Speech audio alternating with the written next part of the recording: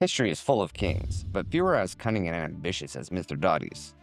His life's full of betrayals and triumphs, the story of a man who dared to challenge the might of Rome itself. Today we're going to go over how Mithridates clawed his way to power, how he survived assassination plots, became immune to poisons, took the throne away from his psychotic mother. Is this just an episode of Game of Thrones? No. He also married a sister, got revenge on his enemies, I'm pretty sure this is just Game of Thrones. and I'm pretty sure I'm the one on camera, Joe. Anyways, today we'll get to Mithridates and how he created an empire with just trickery, a knife, and his underwear.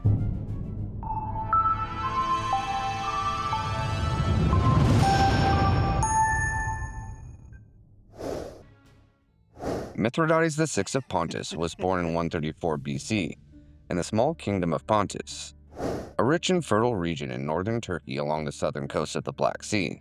He and his people were a mix of Persians and Greeks, both the inheritors of massive empires.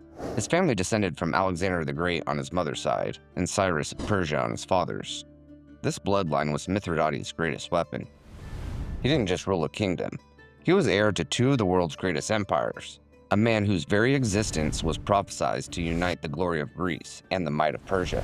Anatolia at this time was a chaotic place of warring kingdoms, backstabbing and savage plots. This region was infamous for its poisons, and no one knew what meal would be their last. Small kingdoms warred with each other, and kings never lived to grow old. Looming in the west was the threat of Rome, eager to invade. This is the world our young Mithridates was born into.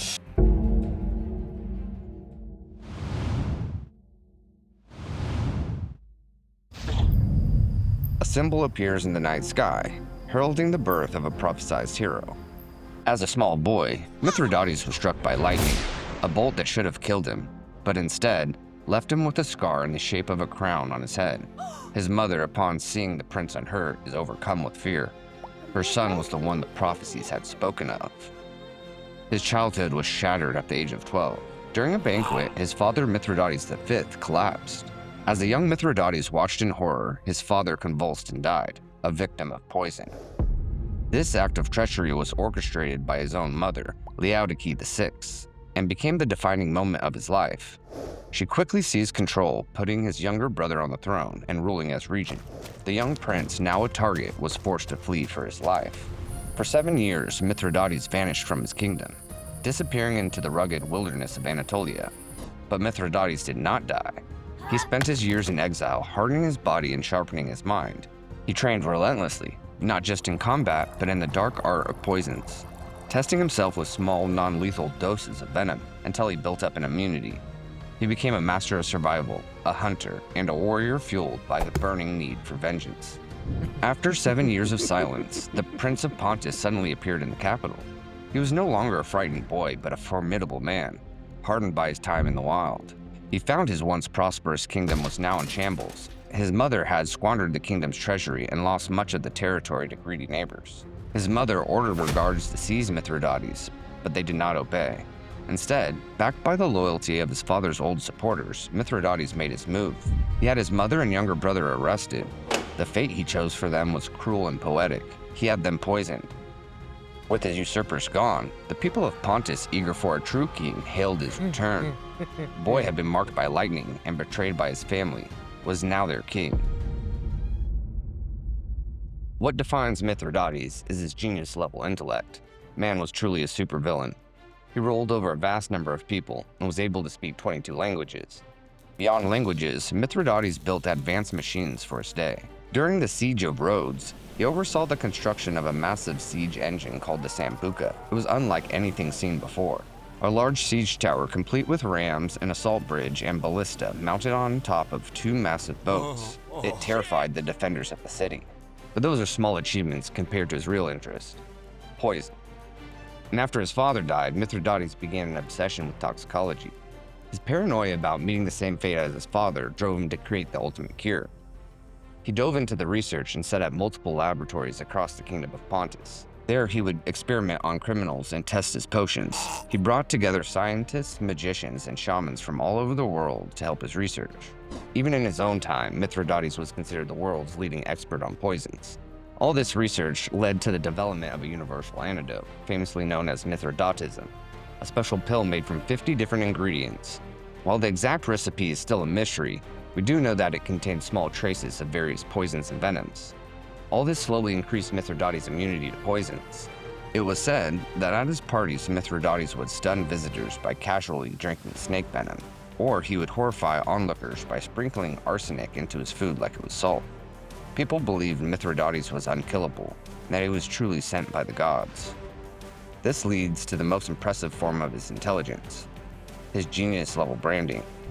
Mithridates was able to craft an image that he was a chosen god king, a savior to the Greeks and Persians alike. He adopted the comet and moon as a symbol of his kingdom and plastered it all over coins. He wanted to remind everyone that he was the prophesied king. He understood the power of association. He wore the legendary purple cloak of Alexander the Great, linking himself with one of the most iconic figures in the ancient world. Mithridates also wore a lion skin like Hercules, the embodiment of strength and courage. Mithridates now had a powerful persona, one of an invincible demigod to his people and his enemies. As the newly crowned king, he made a surprising move. He suddenly disappears from his kingdom once again, telling no one, leaving his court in disarray. For 2 years, he travels in secret, disguised as a nomad. He's on a covert mission, spying on the neighboring kingdoms and planning out his future conquests. Suddenly, Mithridates reappears in Pontus and immediately begins to put his plan into action. His first conquest is the kingdom of Colchis, in what is now modern-day Georgia. Then he turns his attention north, subjugating the Scythians and Bosporan kingdom in Ukraine, securing his northern borders and increasing his resources. With his kingdom solidified, Mithridates forms an alliance with Nicomedes, the greedy king of Bithynia, to conquer the kingdom of Cappadocia. As part of their scheme, Mithridates' sister, the queen of Cappadocia, murders her husband, the king, and places her son on the throne. However, Nicomedes betrays Mithridates by secretly marrying his sister, causing Mithridates to march his army into Cappadocia. Nicomedes, the queen, and her son flee to Bithynia. So, with one nephew down, Mithridates places a different nephew on the throne. However, the new nephew did not get the message and actually thought he would, be the king. And Nicomedes, eager for revenge, provided him enough gold to raise a massive mercenary army, a force large enough to threaten Mithridates himself. Mithridates then marches his army back to Cappadocia. The two armies line up for battle. Facing a formidable fourth, Mithridates is unsure he can win. He calls a meeting with his nephew. They meet in no man's land, between the two armies. Both kings are searched by the attendants, but when they search Mithridates, he says, "Careful, you'll find a different weapon if you search me there." Everyone laughs, and the meeting suddenly gets underway. Mithridates then tells his nephew what he needs to say is only for the ears of kings. They walk a few steps away. Suddenly, Mithridates pulls a hidden knife from his underwear and slits his nephew's throat. Within seconds, it's over. The enemy army is shocked into silence. Their king is dead. Mithridates chuckles and announces his 8-year-old son as the new king of Cappadocia.